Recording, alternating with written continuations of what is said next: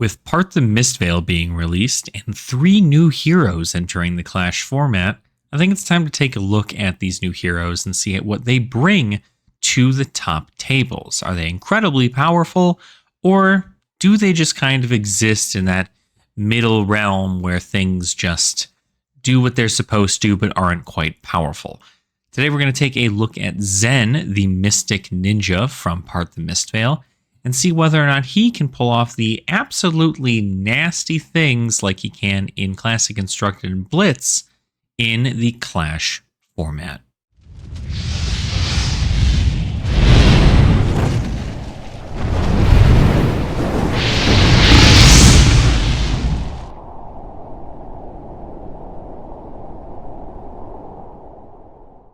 Welcome on in, Dragonfolk. It is such a pleasure to see you all here today in a wonderful, wonderful deck tech video for Zen for the Clash format. So for those of you who don't know, Clash is the fan-made format for Flesh and Blood, at least as of the making of this video.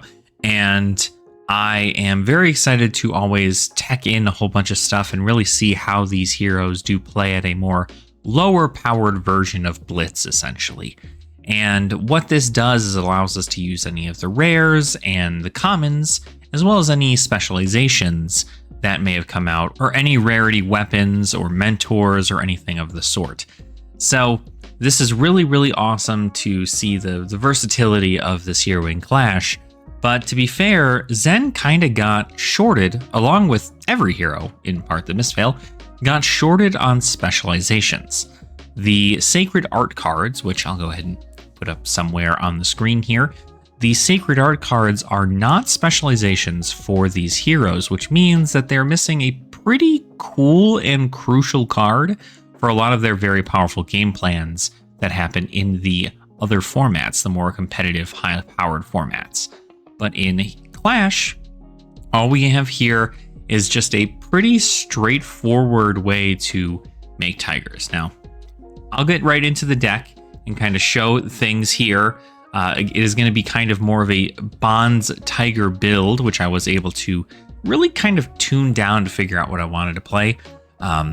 It was originally trying to be very much so more just crouching tigers, but now we are doing something a little bit more specific towards what you're able to find in Blitz, which is just kind of utilizing the free combo resources of Bonds of Ancestry, and then also utilizing the wonderful power of all the combo cards that you can find within your deck.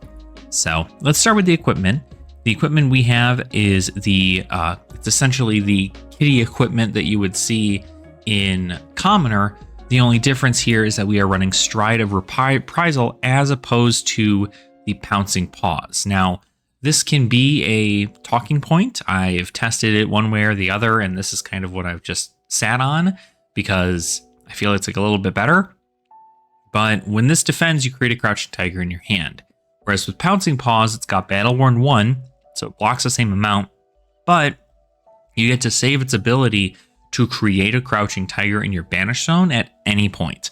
Now, I might switch it out strictly because the reason this is used in Classic Constructed and Blitz is to be able to discard this card to your Banish Zone for paying the cost of Art of War. And you don't really need to worry about that because you're not going to be playing Art of War in Clash. So we do have this kind of up here. I would say if you're looking to switch stuff out, Stride of Reprisal can obviously be switched out with Pouncing Paws. They do nearly the exact same thing, except one of them is more on demand, where this one is make a Crouching Tiger when you block. You also have the weapon, Tiger Taming Kakara. Obviously, we are trying to pump up our tigers in some way, and it's also not bad value. If you were to switch this out with something like maybe Kodachis, you could see something different there. But I feel like Tiger Taming Kakara is actually more of a 2-cost 3 attack as opposed to a 2-cost 2 attack with Go Again, simply because it does give that +1 to your next tiger, and you're usually following this up with a tiger. So just keeping that in mind, not bad stats, and you don't even need to hit for that Crouching Tiger to get +1, which is really, really powerful. Then we'll go ahead and we'll get right on into the main deck. Since the sideboard's a little bit, whatever, not really anything crazy. When you've seen a sideboard for Clash, you've seen them all nearly. But In this main deck, we are running a lot of cards to essentially make our combo chains really, really long. Our combat chain needs to be fairly long, and we can utilize a very long combat chain, utilizing Zen's ability up here to pitch 3 chi to create a Crouching Tiger in your hand, and then you search your deck for a card with combo, banish it, and then shuffle, and you can play that card this turn. So for pitching 1 blue, essentially, you get a attack, and you get a combo card from your deck. So it's kind of like drawing 2 cards in a way, except you're really just like creating a card and then drawing a card. Very, very powerful. So looking at our cards we have here, we have Aspect of Tiger Body, very powerful combo card to look for. This just essentially allows you to, anytime you play this after any red attack, you get a Crouching Tiger, and this gets Go Again. So it already sets you up for your next thing, right? You can go ahead and start off with a Bittering Thorns Red for 1. For 4, Go Again. If it hits, next attack is +1. Then you can come in with an Aspect of Tiger Body for 0. For 3, Go Again. Get a Crouching Tiger. Then you can spend those last 2 floating resources, attack with a Tiger Cayman Kakara, attack with a Tiger for 3. And now in that line alone, from just pitching 1 blue, you have dealt 4, possibly 5, and then 8, and then 10, and then 1 from the Tiger. So that's 11 damage in a 20 health format pretty consistently. Not terrible. And you can combo that with pretty much anything. Then, of course, we are running the blue and the yellow, or I'm sorry, the blue and the red bonds. We are running the blue and the red Descendant Gust Wave as well. For those of you who do not know what a bond's turn looks like, and you might just be like, well, I'm brand new to the game, I don't know what this does. You'll see it in our matches, but essentially the concept here is that you play Descendant Gust Wave, and then you follow it up with a Bonds of Ancestry, or you even pitch a chi to Zen to go get a Bonds of Ancestry, play a Bonds of Ancestry, and it allows you to, 1, play it for free because a Gust Wave card was played before it, so it costs nothing. And then you get to banish a card with combo from your grave to your banished area, and then you get to look through your deck for a card with the same name and banish that card, and then you get to play it that turn. So it costs free. It costs nothing if you used a Gust Wave. It gets Go Again, and you get to look for another combo card. It's a big setup turn. Breed Anger is another one of those nice stacking in between stuff. We don't have anything like Chase the Tail in Clash, so Breed Anger is pretty close. You get to essentially come in, you attack with a Tiger, play Breed, attack with another Tiger, or find a way to give it that Tiger +1 somehow, and get the real value on there. That's where cards like Terran Shuko come in. If you feel like your Tiger is going to come in for no damage and you want it to come in for damage because you're trying to force cards out of your opponent's hand, or maybe come in for the kill, Terran Shuko is really big on that because at instant speed you can just destroy it and have your next Crouching Tiger you play this turn gets +2. So very, very nice.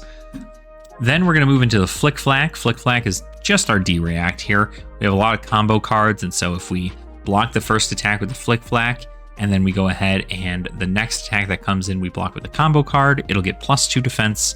So a lot of these combo cards that block for 3 will block for 5 instead, which is super good. It's normally you're still going to need to block you a little bit more, but most of the cards in the deck block for 3.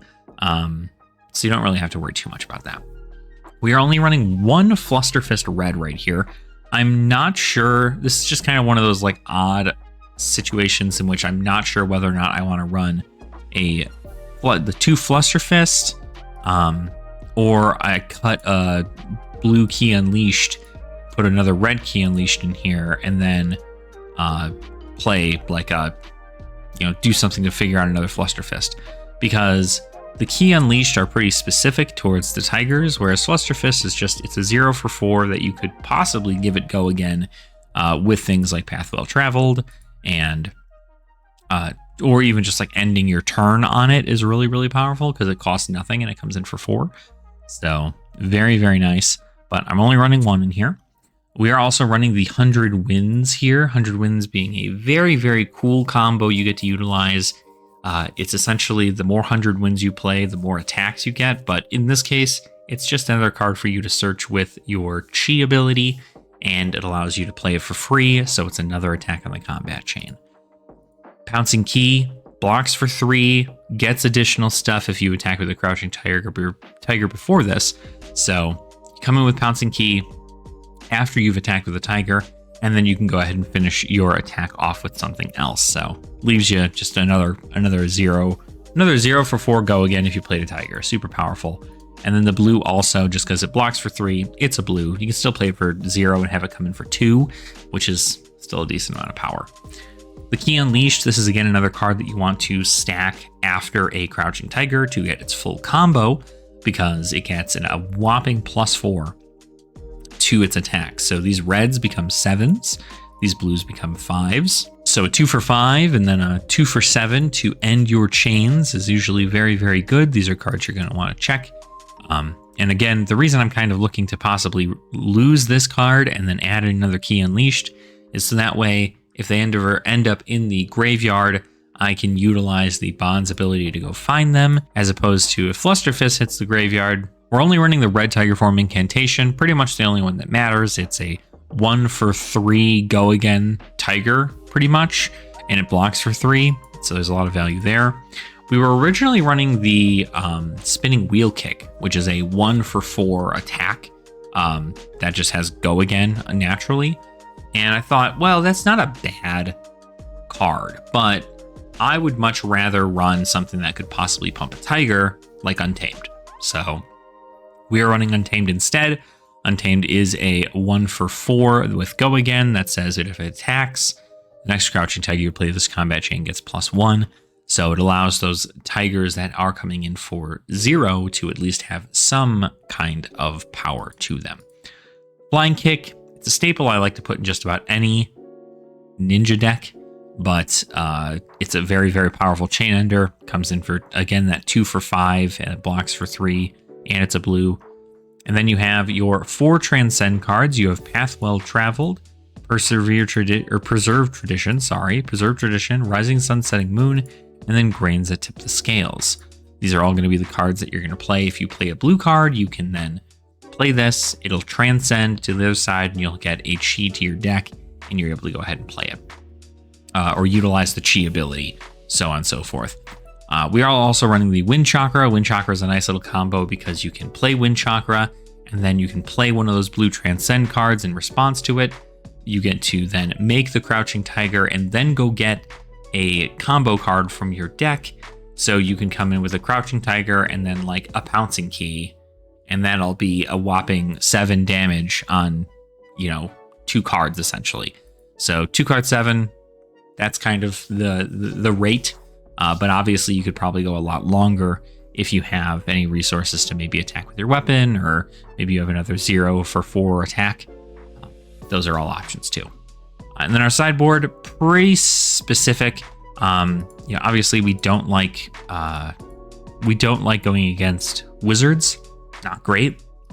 So being able to do that is very good. What I'm also doing is I'm also adding in the Rising Tide. It is not often. It is actually pretty common that we end up playing a ton of blues in our deck. Obviously, we do have a ton of blues. So because we have a ton of blues, we can always go ahead and follow up as a chain ender for this Rising Tide for a 1 for 5 instead of those 2 for 5s. The only downside is that it blocks 2. You have to have played another blue card this turn in order for it to get to +2, but it's mainly just for those you need more blues matchup. So that way you have stuff to pitch for things like Wizard or Runeblade or anything of the sort. So very important there. But without further ado, that is the deck. Let's go ahead and get into some games that I'll go ahead and go over and show you guys how this deck kind of functions and where its strengths and weaknesses might lie. All right, let's go ahead and take a quick look into our first game here against an Enigma. So what we kind of wanted to do here is just really blow out our opponent. That's kind of the biggest deal here. So a lot of this ward is going to be easily removed overall, and we're going to be able to just come in with a whole bunch of damage on a regular turn, and I'll kind of go over my playstyle when I do this. So this Waning Vengeance is coming in for 5. This is a Reality Refractor version of Enigma.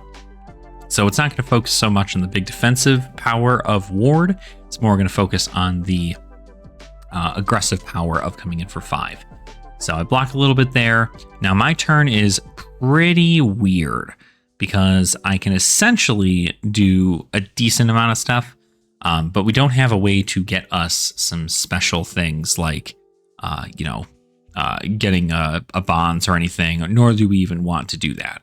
So what I do here instead is I play Descendant Gustwave, I then play Aspect of Tiger, Body, and then I get to get a Tiger to my Banish Zone, and this Aspect of Tiger Body comes in for 3. Then we can go ahead and we can play with our 2 float, the Tiger Taming Kikara that we had there. That Tiger Taming Kikara is going to come in for 2, and then my Tiger is going to get 1, and then I get to go ahead and arsenal this Descendant Gustwave. So we've already presented a decent amount. Our opponent has blocked out nearly all of it, but if we keep on an onslaught of anywhere between 3 to 4 actions every single turn, we're doing pretty okay, and we can pretty much clear whatever they have to do. So we get to go ahead and arsenal this guy. We are also in this version, we are running a Wreak Havoc. I didn't end up liking it a lot. That's what I changed out for Untamed. So I would say probably do that, but it is a nice command and conquer if you need a command and conquer, you know what I mean? But in this turn, we actually got a Bonds of Ancestry and a Path Well Traveled, which means we get to do some transcending here. So I'm just checking my graveyard, looking to see what I have here. And we're going to go ahead and start it off pretty simple, in which we want to play a Tiger Forming Incantation. And then we are going to attack with a Descendant Gustwave, if I recall correctly. Because we're just going to try to do as much as we possibly can here. We're trying to figure out how wide we can go. There's also that Spinning Wheel Kick. So I believe Spinning Wheel Kick got changed out for Untamed, and then we had something changed out for Wreak Havoc. I'm pretty sure it was just another low-cost card, but Wreak Havoc did not make the cut, but it didn't change too much. We didn't do a whole lot with Wreak Havoc in here. So we go ahead, we come in with Descendant, they go ahead and block. We get to play Bonds for free. Now this comes in only for 2, but we do get to go ahead and grab a combo card. We're going to go ahead and get rid of our Spinning Wheel Kick. And if I recall correctly, I could be wrong, but I think we either have enough resources for it, which it looks like we don't have any Spinning Wheel Kicks in the deck. It seems very, very strange that this is the case. I'd sworn that I had more than 1 Spinning Wheel Kick, but it turns out didn't find a Spinning Wheel Kick. So I instead don't get to do much of anything. I just get to come in with a Tiger, and the Tiger gets to come in for, I believe 3. Yeah, 3 from the Tiger Forming Incantation. So we still get to present a decent amount in regards to Descendant, Bonds, and then Tiger. Now they're going to play setup, right? They're going to do a lot of stuff in regards to giving themselves additional action points because they want to set up their board for Reality Refractor. Now, what we ended up getting wasn't terrible, but it's certainly not the best hand because we want to, again, make sure that we are focusing on getting our turns as wide as possible.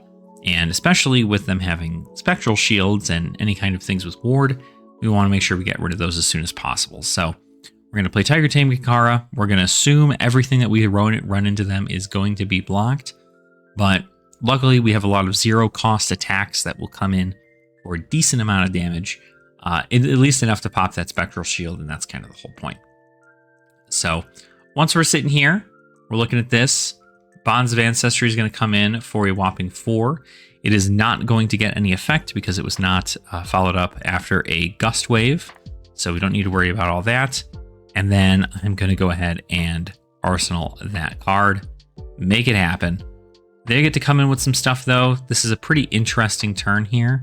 I'm at 19 and they're at 14. And coming in for 8 damage is a lot looking at this one. But I think that I can utilize my abilities to block everything here. I end up getting a Crouching Tiger from hand from Strides, and that's all they can really do in their turn. So I take a little bit there. I block out stuff with Flick Flack. We make it work. Now this hand, a 5-card hand in Clash, is absolutely ridiculous. And if anybody tells you that it's not, they're lying to you. The only downside to this hand is I don't have a blue. And because I don't have a blue, the Tiger Form Incantation doesn't really do much for me here. Not to mention the fact that I could very well just start things off by pitching random things to other stuff. But an all red hand, not going to help me, especially when one of those cards is a defense reaction. So while I hoped for a better setup, didn't really do much for me there. And now I'm just going to go ahead and play out some stuff. I ended up getting the Tiger Form Incantation out. I still get the +3 to the Tiger. I just do not get the, I don't get the Tiger to my hand. So luckily I already had a Tiger, didn't need to worry about it. So this gets to come in for 3. They're going to go ahead and block 3. And then I just come in with a wonderful Fluster Fist for 4. There's that singular Fluster Fist. And it's just going to come in for some damage and try to get those breakpoints through. So they're going to block it all out with their stuff, try to keep everything as much as possible. And I get to keep my big combo card in my arsenal. Now, this hand, quite powerful. And you'll see why it's very powerful in just a little bit here. But this is an Enigma Chimera. I believe there's only a situation in which a Wreck Havoc actually did pop something that my opponent had. But usually Enigma is not really playing a ton of Phantasm cards, so you don't need to worry so much about it. But in this situation, I just went, well, I don't really want to take 8. So just kind of passed it on up, decided to do something different, and take 8, because we're going to try and go wide here. So we are going to play the Bittering Thorns, super powerful ninja card. It's pretty much a staple in every ninja deck. You get to go ahead and swing in for a breakpoint and then also add another power to your next attack if it hits. So it does hit. We do get +1 to our next ability. We are then going to attack with Tiger King and Kakara. And then we are going to attack with a Breed Anger. This is not going to have go again, but it's another breakpoint here essentially. So very powerful turn. Kind of really shuts down their ability to do much there. And then they come in with a wonderful 2-card 7, but we don't really care that they get gold. And again, we have another really nice kind of power turn in which we are able to play a Descendant Gustwave blue and then pitch a Chi to get bonds and go kind of crazy here. So this is another time in which I was just like, oh, I don't know if I really want to block. What do I block with? And I end up just realizing that it's so much better for me to simply just block out nothing. Because I don't really care a whole lot about the gold that's coming in here. So if they get a gold, they get a gold. It's not the end of the world. And they're going to get a gold because I'm not going to give them my whole hand. But I'm really trying to figure out whether or not I want to really get like a nice power move here. So I go ahead and take 7 because I'm just like, screw it. It's not like they're running Pummel. And this turn, we're going to see how wide we can get with this turn. These are the bonds turns I'm talking about, in which you see a lot of value come out of these. So I pitch one of those 100 wins for a Descending Gustwave. I'm then going to go ahead and play Grain Tips the Scale, give it +1, and then also Transcend. Those are instant speed cards. So very, very nice. I'm going to then Transcend, and then I'm going to pitch that Inner Chi to go get us a Bonds of Ancestry. Now, Bonds of Ancestry is going to be able to be played for free because we did, in fact, play a Gust Wave card before it. It will also get Go again, and then I can also banish a card from my opponent or from my grave to go and find another card in my deck. So I'm trying to figure out what I want to do. Aspect of Tiger Body is not a bad call, but it's not entirely what I want just now. I'm trying to figure out how much damage I can present, and Aspect of Tiger Body actually might be the best call because it costs nothing, and I don't have any real resources to play. I'd rather play this 100 wins in my hand as opposed to not. So We go ahead and end up going with the Breed Anger though, so I can come in with another blue. My opponent then goes ahead and gives this Go Again and also plays Preserve Tradition, and they double Transcend on that turn. That way they can go ahead and have Chi in their hand. They block that out with a Sink Below.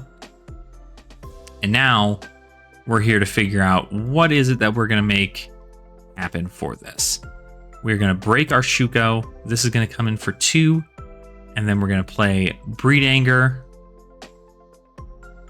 which I believe we end up playing, yeah, for free. So Breed Anger, this is going to get Go Again, and you make a Crouching Tiger. And this is where the craziness comes off, right? When we hit with this, our Mask of Three Tails is live. So if we're at 4 to 3, they're trying to block out everything. I play the 100 Winds. 100 Winds then comes in for 3. And now I can at instant speed destroy my Mask of Three Tails.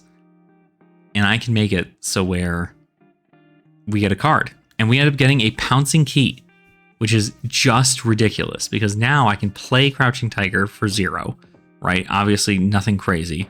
And then I can play a Pouncing Key for 4. They can't really block out all that, and they lose. So that is essentially the concept for the deck. It is a very, very niche thing. I know this wasn't the exact build that I had personally tested or shown you guys earlier, but it is nearly the exact same thing. Like I said, those Wreck Havocs didn't really come in handy for anything. And for the most part, that is, the goal you are trying to achieve there is to make sure that you are attacking your opponent with as much damage and value as possible, being able to go ahead and set up those bonds turns to where you go ahead and you can play a blue Descending Gust Wave, get a Chi, get a bonds, play bonds, get like a Aspect of Tiger body or a Breed Anger from your Banish Zone, or from your grave to your Banish Zone, go look for one, get that one out too, set up your combos, you're pretty good to go. So hopefully you guys enjoyed this nice little deck tech. Hopefully it wasn't too long, and hopefully I gave you some insight into how to play the deck in and of itself. You'll see, even during this example, I made a couple mistakes, and that is entirely on me, but I don't think that it'll be the end of the world. And the more testing you guys do, the better off that everybody is. Make sure if you are going to play this in paper, something that I've been really, really excited to do is I see a lot of people who are on Twitter talking about wanting to turn the Crouching Tiger tokens into pictures of their cats. So if I'm ever going to play this in person, I certainly hope to have those tokens ready and available so that my babies can attack my opponent for 1 or for 3 and show them the real power of the Crouching Tiger. So thank you all so much for watching this Clash deck tech. I hope you guys enjoyed it. Let me know down in the description if you guys would like to see more like this. I know you guys wanted to see some deck tech and then gameplay.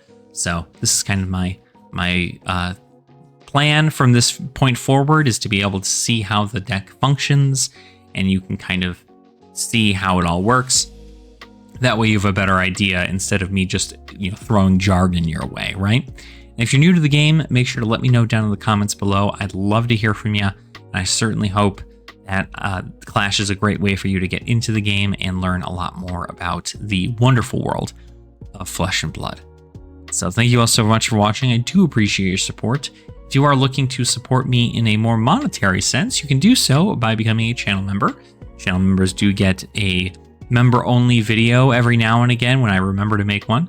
And then you also get emotes and loyalty badges for when I am live, and you can just flex them on everybody else. So thank you again so much, everyone, for joining in for today's Clash deck tech on Zen, the Mystic Ninja. And I hope to see you all real soon as we go ahead and explore even more of the Mistveil. Remember to have fun in the Flesh and Blood, and I'll see you all very soon. Nerd out.